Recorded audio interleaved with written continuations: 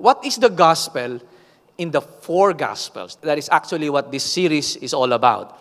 So because we heard so many inadequate versions of the stories of the gospels, which I covered last Sunday. So that's why I want you to go back and watch the first video, because I will not repeat it anymore. There are different gospels, stories, or version of the gospels that we have heard probably in the 1970s, 80s, and up to today that are very disturbing and actually not aligned with the biblical story of what the gospel is all about. So it is my objective in this series that I will bring you back, go back to the four gospels, the canonical gospel, Matthew, Mark, Luke, and John, and let us discover what were they saying about Jesus. Yes, the gospel is about Jesus, but what exactly about Jesus were they saying about?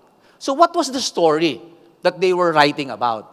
The four gospels. So it's very important to go back and understand the four gospels. So this is the main passage that I will be using in this series.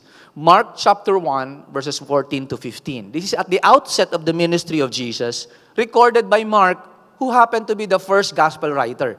The earliest gospel that was written was the Gospel of Mark. Look how he described Jesus' earthly ministry. Mark wrote, said, "Now after John the Baptist was arrested, Jesus came into Galilee, the region of Galilee in the north, proclaiming the gospel of God." In other version, the good news of God. And saying, "The time is fulfilled, and the kingdom of God is at hand," or near, or here. "Repent and believe in the gospel." So if there is one point message, if there is an overarching message of Jesus for the entire earthly ministry of Christ, this is the overarching message. Jesus was proclaiming this as he is going around Galilee in every town. The message of Jesus is, the time is fulfilled, the kingdom of God is here, repent and believe in the good news. So you will not find that only in Mark, you will find that in Matthew, you will find that in Luke, or even in John. Because that's the overarching message that Jesus was proclaiming, that the gospel writers were able to capture, and they wrote it, telling the first century audience of what the gospel is all about. So in other words, in this series, we will be learning what is the good news in the four gospels. And last Sunday, I have pointed out very clearly, because most of the inadequate versions of the gospels that we heard are actually turned into advice. But the good news, the gospel is good news, not good advice. What is the difference between advice and news? News is an event that happened. Something that happened that is worth announcing. A significant event that happened. An advice is something like, do this so that you will have this. The gospel that we have heard along the years has been turned into advice. Do this, do not lie, do not cheat, turn the other cheek, love your enemy, love your neighbor, so that you go to heaven. Those are advice. But the four evangelists, Matthew, Mark, Luke, and John, they were not writing about advice. Yes, there are teachings about love your neighbor, Yes, those are parts of the teachings of Jesus. But what was the story? What was the news that the four evangelists were actually pronouncing and actually announcing? And the good news we discovered last week, the word good news, or euangelion in the Greek, because the New Testament was written in Greek, the good news or the euangelion in the Roman world, or in the Greco-Roman world in particular, was about the royal announcement. It has nothing to do with advice. So the four gospel writers, even Paul, Peter, James, Jude, and the rest of the letters, they were not talking about advice. They were proclaiming what happened. Something happened, a historical event that changed the whole world. What was the event? What was the news that was worth telling the world? That even Jesus said, go into all the world and tell them about the good news. Not the good advice. It's part of it, but the main thing is that something had happened that actually changed the world. And last Sunday, I shared with you, in my own version, that the gospel that the four evangelists were saying is this, that the God of Israel has come personally in Jesus Christ. And last week, if you were here, I showed you the initial, at the outset, the four evangelists, Matthew, Mark, Luke, and John. All of them presented the story of Jesus as the climax of the unfinished story of Israel. If you're familiar with the Old Testament, the Hebrew Bible, to be exact, the Old Testament, if you read it from Genesis to Malachi, it is an unfinished story.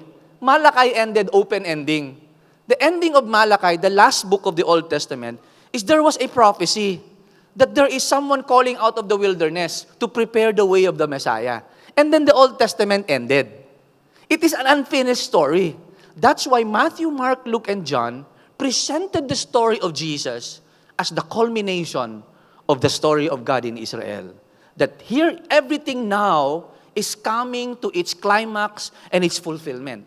No wonder the four gospel writers, their introduction as they wrote their accounts of Jesus Christ, it's all about quoting the Old Testament passage and telling them, just like the prophet Isaiah said, and a baby shall be born and you shall call his name Emmanuel, which means God with us.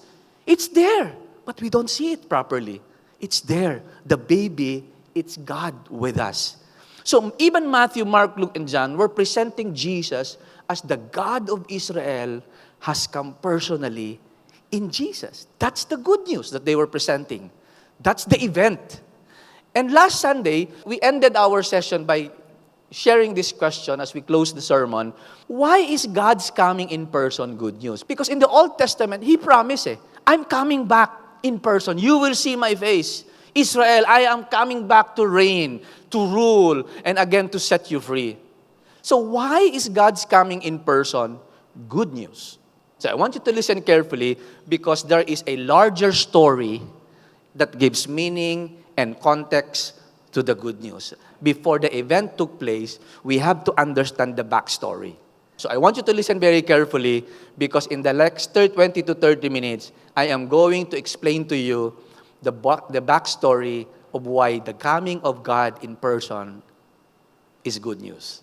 Everybody in the New Testament, in the first century, were waiting for the coming of God. Why? So let's rewind. Let us learn to read backwards and understand the larger story in the Old Testament. So join me as I present to you the highlights so that we may understand, oh, that's the backstory. So from now on, every time you hear about the gospel, you know there is a larger story to that event. So if you're going to share this something to your friend, it gives you like 5 to 10 minutes to tell them the story of why the coming of Jesus was so significant that everybody was waiting for it. And it was the good news that everyone was expecting. So it all started when God created the heavens and the earth. All started by the creation. God created heaven and earth. He created this dwelling place ever since it is God's plan to dwell in the midst of His people. He wanted to build His own home, His house, His temple. So God is created the heavens and the earth. And the last image that He placed in the middle of the garden was the image of God, the man created after His own image and likeness that should reflect the glory of God back to Himself. He appointed Adam and Eve as the federal head of humanity. Go and manage the entire creation. Subdue the earth.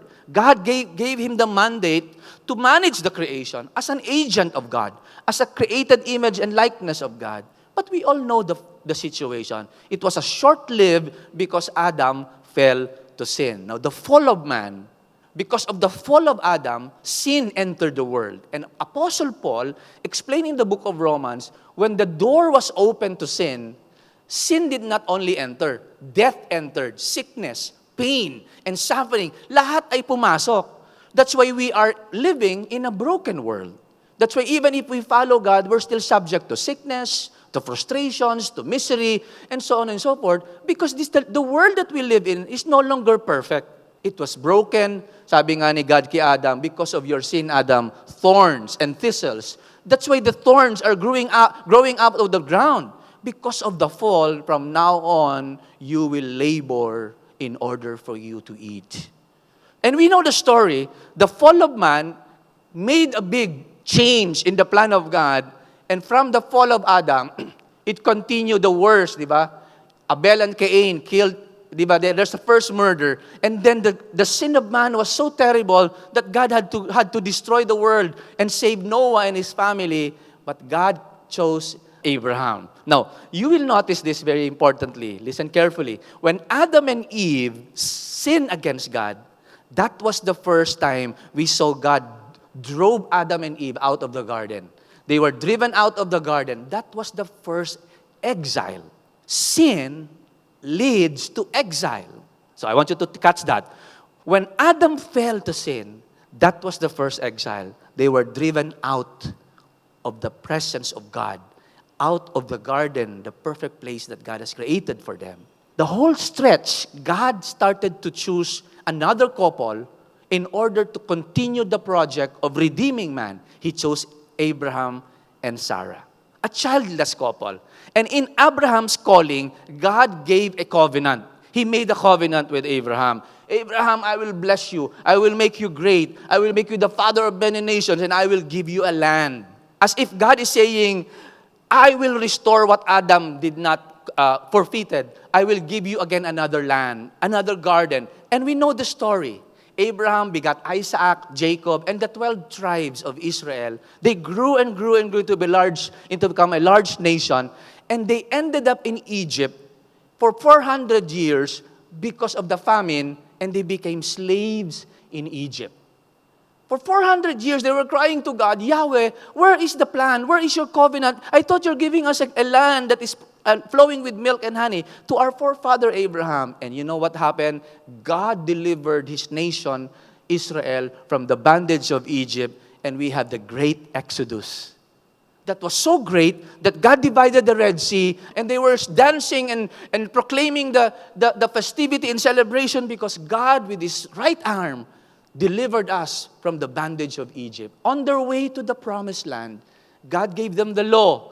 God gave them the tabernacle. Di ba? And they entered the promised land. Now, when they entered the promised land, as if God has given them another garden, Abraham is a redemption of Adam and Eve. Again, another couple. God gave them another land. And again, for the second time, God warned his nation Israel as they entered the promised land, do not worship any other gods. Remember the God who set you free from Egypt. Because the moment you worship other gods, you will again be exiled. In Deuteronomy, he already said that. Do not rebel against God. If you follow the Lord your God, He will bless you. But if you disobey, the foreign countries will come and slave you and drove you out into a far land. God warned them already. And the next is history, what we call the rebellious nation of Israel. From David, Saul, David, Solomon, and the divided kingdom, north and south. Very few good kings in the south. All the kings in the north were wicked. God sent His prophets to warn them again and again. But again, the rebellious nation of Israel turned their backs against God and worship idols instead of the Creator of heaven and the earth. And God already made His time. It's enough. God sent the Assyrians to destroy the north. Naglaho yung northern kingdom. The 10 tribes disappeared. They were brought into the different provinces of Assyria. And then the rise of Babylon came to the south. Judah, for the last time, because of the rebellion of this nation, God sent Judah, the kingdom in the south, led them into captivity to Babylon.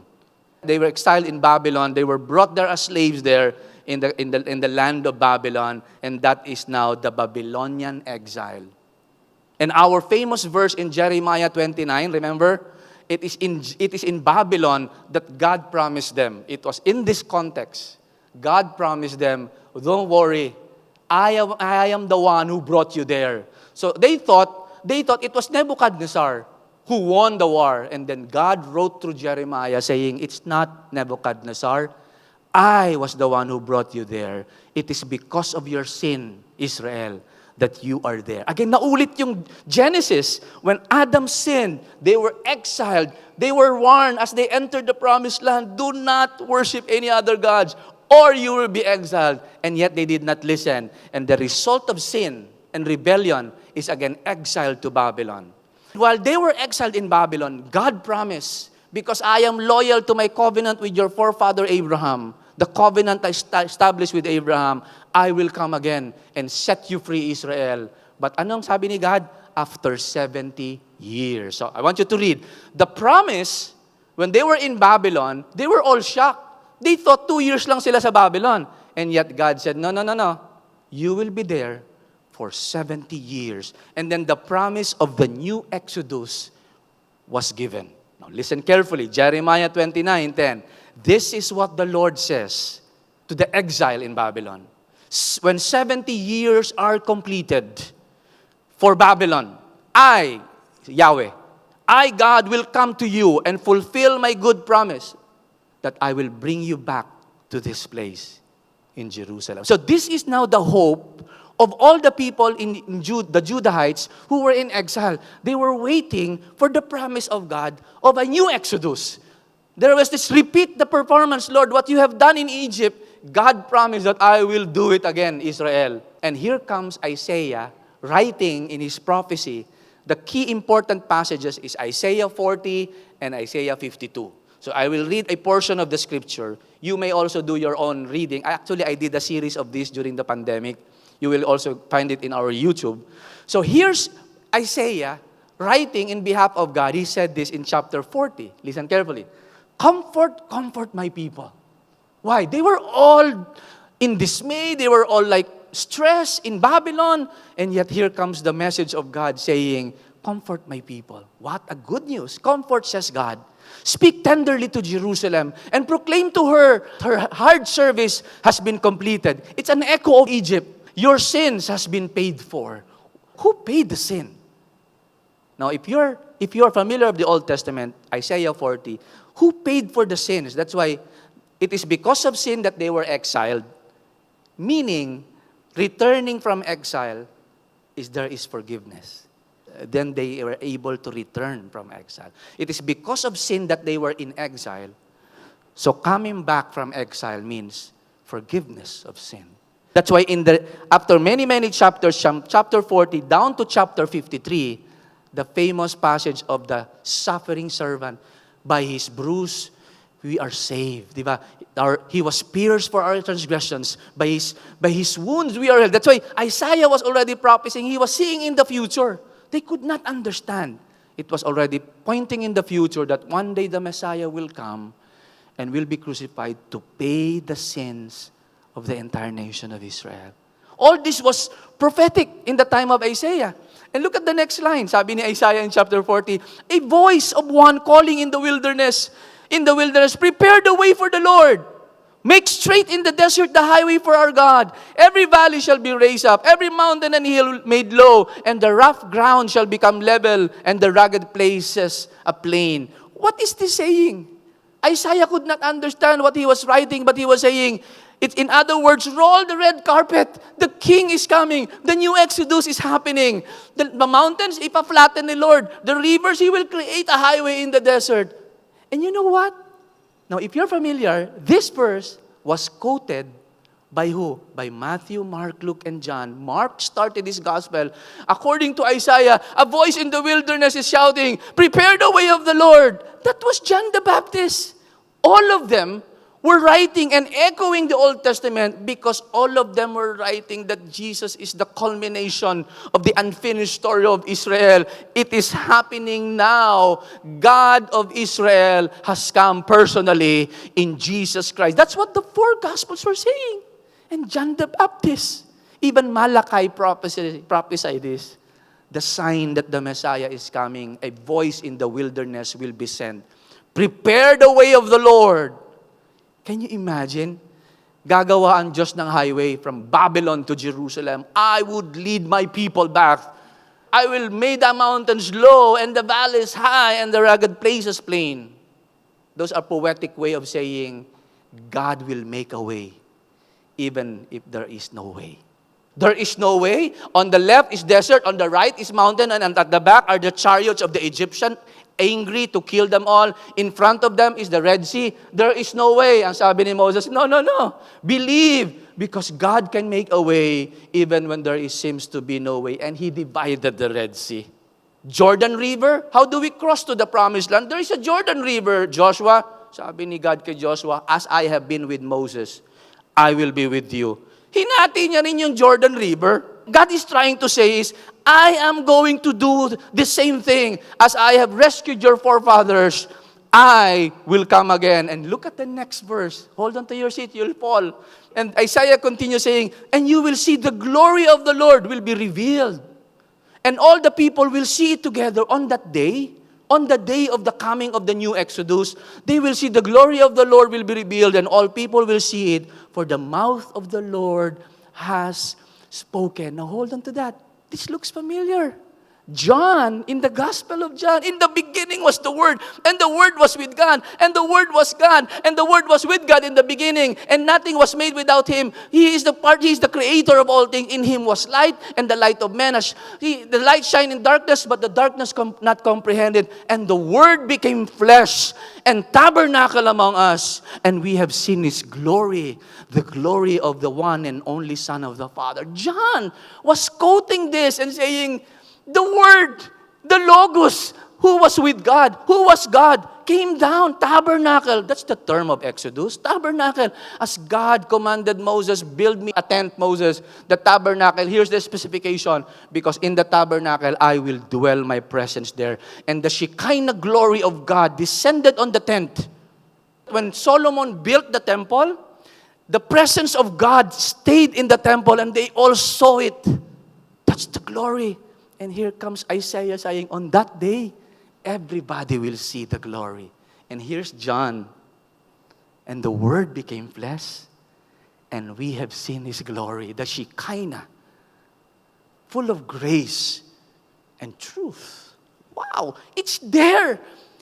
The four Gospels were saying the story of Jesus is the climax of the unfinished story of Israel. He is fulfilling what the long promise of God to come in person. For the mouth of the Lord has spoken. In the beginning was the Word. It is there. Oh my goodness, you see how God is trying to reveal to Israel, and the Israelites were blinded to see it. And sad to say, in our time, these are being distorted. The good news was turned into advice, rather than the news, the event that happened. And look to continue, chapter 40, verse 9. You who bring good news to Zion, to Israel, to Jerusalem, go up to the high mountain. You who bring good news to Jerusalem, lift up your voice. Shout, lift it up. Do not be afraid. Say to the towns of Judah, here is your God. The God of Israel has come in person in Jesus Christ. God promised in the Old Testament, I will come to deliver you, Israel. It's no longer a Moses. God Himself is coming. That's why you see Jesus, if your eyes are open, He was actually playing the role of a better Moses. When He did the Sermon on the Mount, what was He doing? It was an echo of Moses giving the commandments on the mountain. But here comes Jesus, better than Moses. When He chose the 12, why 12? That was an echo of Jacob. A new tribe is coming up. There is 12 tribes in Israel. In this new kingdom, He is a better Jacob. He is the better Moses. Can you imagine? Everything is being written by the gospel writers. Here is your God, sabi ng prophecy. Makikita nyo by that day, the good news, the announcer will say, here is your God, because the God of Israel has come personally in Jesus. And then look at the next verse. See, Isaiah said, see, the sovereign Lord comes. You know what the sovereign Lord means? That's the tetragrammaton in the Hebrew. That's Yahweh, the Creator. Tingnan nyo, the sovereign Lord comes. He is coming with the power, and He rules with mighty arm. See, His reward is with Him, and His recompense accompanies Him. Open your eyes. No wonder Jesus, they could not understand Him. He was saying, destroy this temple and I will rebuild it in 3 days. And everybody turned to Him, we built this for many years and you will just raise this up in 3 days. And John was writing it and the disciples were writing it. In retrospect, they were smiling. He was not talking about the physical temple. He was talking about His body, that on the 3rd day He will raise it again. And then they could not understand what the claims of Jesus. If you have seen me, Thomas, you have seen the Father. Laglag si Thomas sa upuan. What do you mean? If you have seen me, you have seen the Father. And even the religious leaders could not accept. What did He say? What did Jesus say? Before Abraham was, I am. They already pick up stones to stone Jesus because it's blasphemy. You're not even 40 years old. I and the Father are one. John chapter 10. What claim? Look at the claims of Jesus. Because the God of Israel has come personally in Jesus Christ.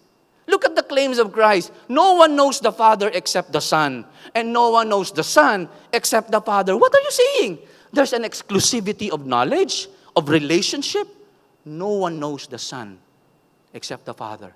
And no one knows the Father except the Son, and whom the Son reveals the Father. In other words, Jesus is saying, you will never know the Father unless I reveal Him to you. You will never know Him if you don't know me. That's why He said, I am the way. I am the truth. And I am the life. No one goes to the Father except through. There's only one way. Who can claim such magnitude of rights and privileges if he is not the embodiment of the God of Israel? Can you imagine, no? That's why even the demons had no problem. They recognize Him.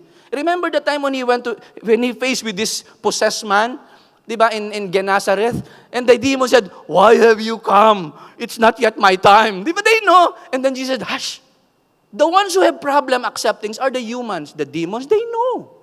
They know Jesus. That's why Jesus, shh. He doesn't want them to announce it because the people may misinterpret the knowledge of God. That's why they ask permission, before you send us out, can you please send us to the pigs? Naghingi pa ng permission yung demon eh. Sabi ni Lord, okay, go.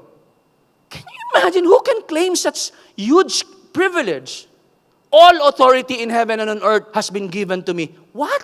What are you saying, Lord? I am now the King of the universe, the undisputed Kurios and Lord of the entire universe. Heaven and earth. All authority in heaven, the angels and all these heavenly, yes, that's mine, under mine. And on earth, which means even the Roman Empire, is under my authority.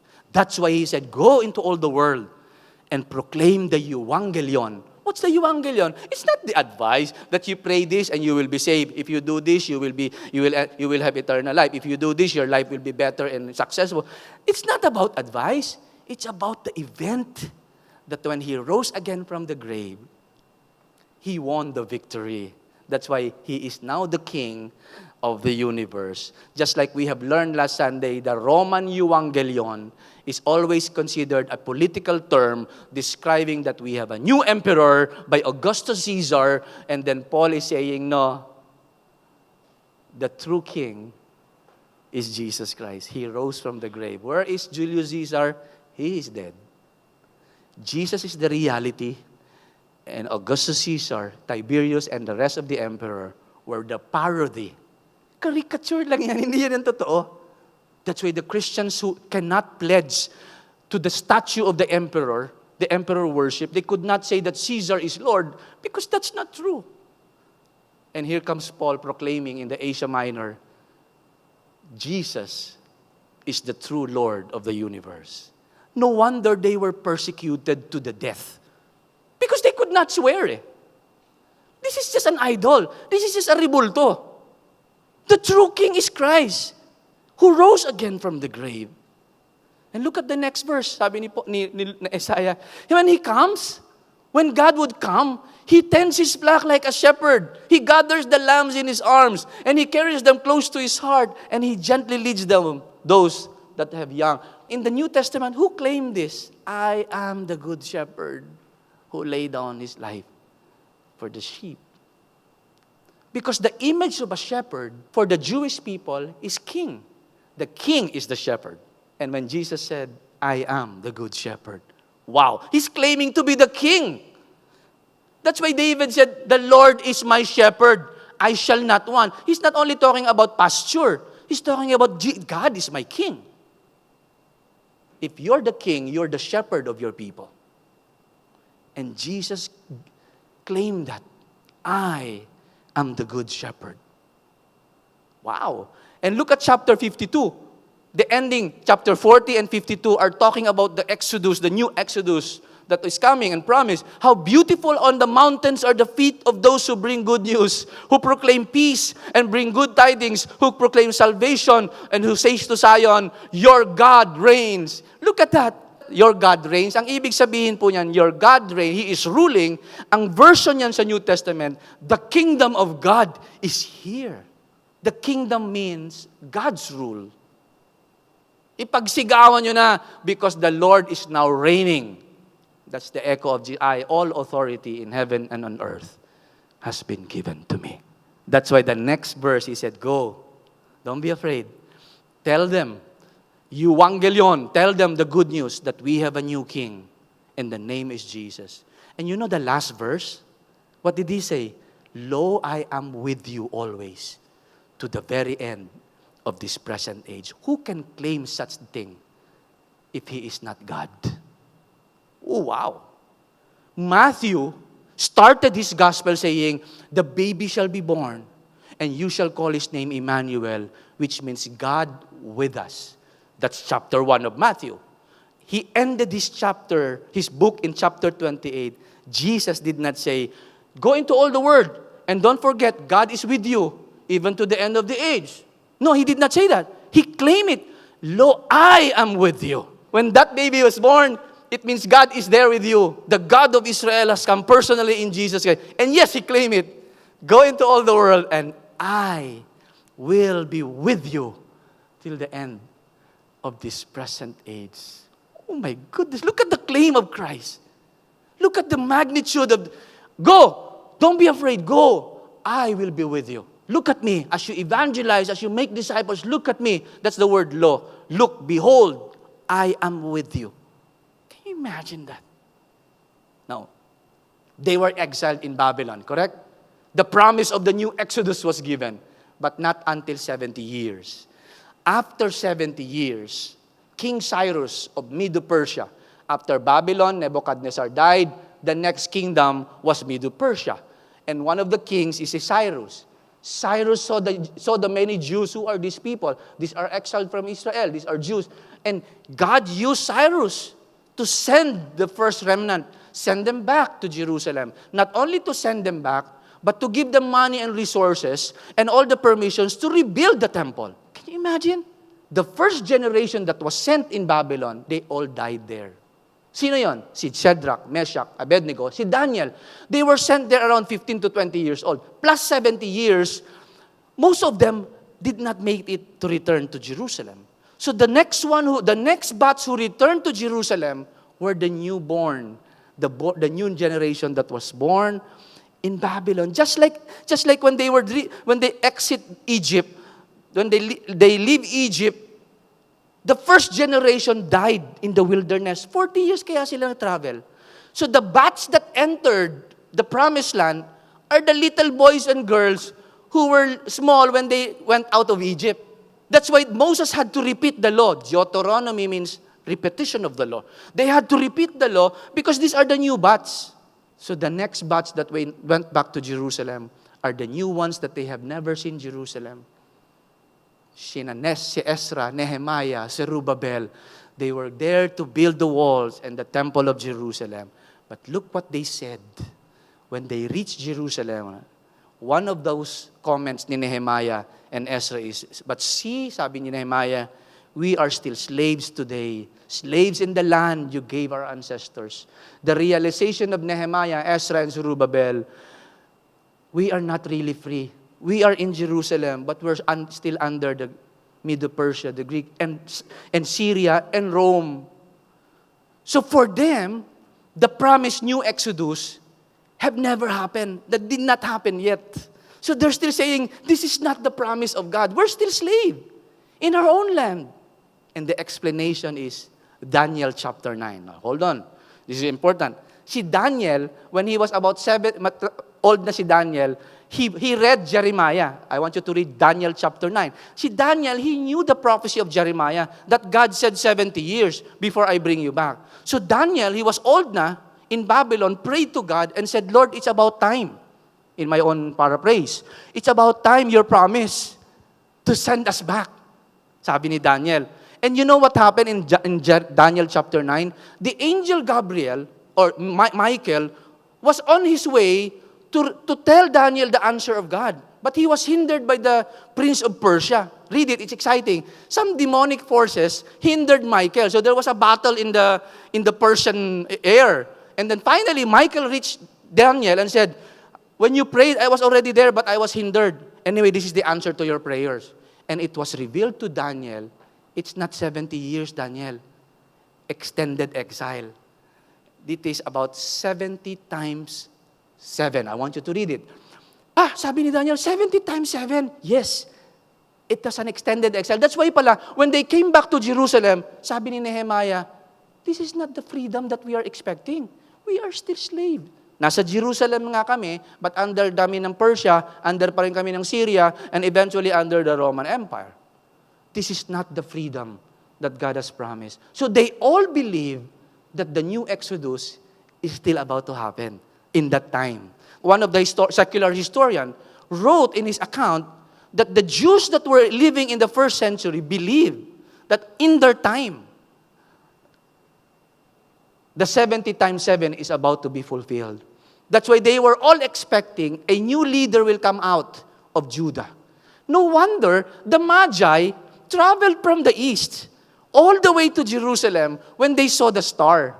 Because they were aware that a new king will be born on this particular date. And I wonder, where did they get the information? This Magi probably came from Mesopotamia or Babylon. Who was in Babylon? Daniel. Probably, this may not be accurate. But Daniel, remember Daniel, he was able to interpret dreams. And he became the chief of all the magicians. Probably, it was Daniel's influence to these guys because he was the one who received the revelation of 70 times 7. Now, let me explain to you. The number 7 for the Jewish people are very significant. 7 days, God gave them 1 day of rest. Sunday to Saturday, God said, you need to rest. So in every 7 days a week, 1 day of rest, Sabbath. In 7 years, there's a sabbatical. After 7 years, sabbatical rest. If you're plowing the land, you have to let it rest. And 7 times 7 is sabbatical year, or the year of Jubilee. 7 years times 7, 14 years, is the year of Jubilee. Ito yung time na pag may utang ka, release. You loan your cow, from that time on, release. Everything is reset. They have this kind of instructions in the Jewish people, or this kind of regulations. Can you imagine 7 days, 1 day is a Sabbath, in 7 years, sabbatical year, in one, di ba? And then 7 times 7 is the year of Jubilee. If that is the case, the 70 times 7 is the greatest of all Jubilee. Wow! All the Jews were expecting, this is it. This is the ultimate deliverance. This is the ultimate freedom of everything. When God would come and set us free. Now, the gospel writers, they were all saying, if Jesus is the culmination and the climax of the unfinished story, He is the one, the Jubilee in person. No wonder Jesus said, if the Son sets you free, you are free indeed. He's talking about a freedom that nobody can give. Remember what He said? The angel said to Joseph when he was talking to Joseph, you shall give him the name Jesus, the baby, because he will save his people from their sins. Now listen carefully. When we read about forgiveness and sin, today, we always associate it with personal sin. Yung kasalanan ko, yung ating kapalpakan, we always associate sin personally. But in the New Testament, the forgiveness of sin is not individual. Yes, it's true, but it is more of a community. Community sin. That's why it is because of their sin that they were led to exile in Babylon. So it means to say, forgiveness of sins means coming back home. If there is forgiveness, there is the return of exile. I want you to catch that. Forgiveness of sin is communal for the Jewish people. And they always remember our forefathers were exiled because of sin. When Adam sinned, he was driven out of the garden. When Israel sinned, they were driven out of the promised land. So the only way for them to return is when there is forgiveness. No wonder when Jesus Christ came, that is one of the questions of the leaders and the religious leaders. Who is this man who can forgive sins? Your sins are forgiven. That's why all of them were like shocked. Who is this that will bestow forgiveness? In other words, what Jesus is saying is, the gospel writers were saying, open your eyes, guys. The return from exile is happening. The new Exodus is now happening in your midst. No wonder even the parables of Jesus, the prodigal son went in a farther land. Di ba? Nagkasala yung anak, napunta ng ibang bansa. Ang pagbabalik ng anak, the forgiveness of the father. Even in his teachings, it's all embedded. The new Exodus is happening. Why is your master eating with publicans and sinners and prostitutes? Why is he partying with the sinners, with the wrong people? And Jesus is saying, open your eyes, guys. It's a time of celebration because the new Exodus is now happening. Now, listen carefully. When Jesus decided to go to Jerusalem, he chose the day of Passover as the day of his death.